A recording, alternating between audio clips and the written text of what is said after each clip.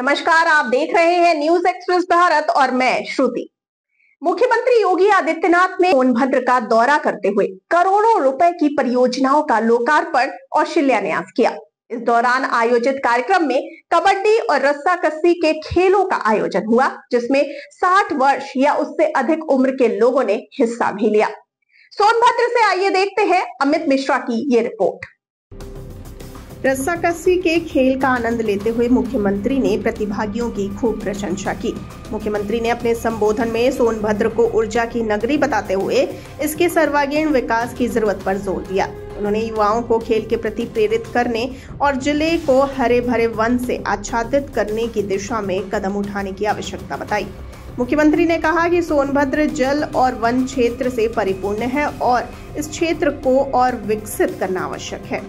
उन्होंने सोनभद्र की तुलना स्विट्जरलैंड से करते हुए इसे प्रदेश का सबसे सुंदर स्थान बताया। उन्होंने कहा कि सोनभद्र का पर्यटन बढ़ाने पर विशेष ध्यान दिया जाना चाहिए।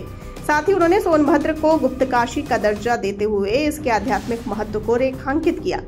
काशी विश्वनाथ, विंध्याचल धाम, शक्ति नगर की ज्वाला देवी शक्तिपीठ और अन्य आध्यात्मिक स्थलों के बीच स्थित सोनभद्र को एक आध्यात्मिक शक्ति केंद्र के रूप में उल्लेखित किया।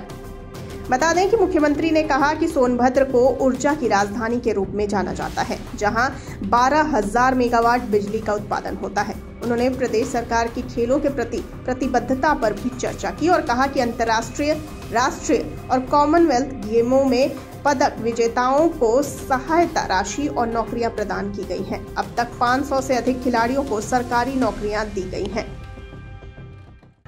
जब मैं किसी जनपद में जाता हूं, महिला स्वयंसेवी समूह के स्टॉल देखता हूं और मैं देखता हूं कि सोनभद्र की टीम, यहां की महिला स्वयंसेवी समूह के द्वारा बकरी के दूध से उन्होंने एक नया सौंप बनाया है। यानी यहां सोनभद्र के नाम पे सोन, और सौंप का मतलब साबुन।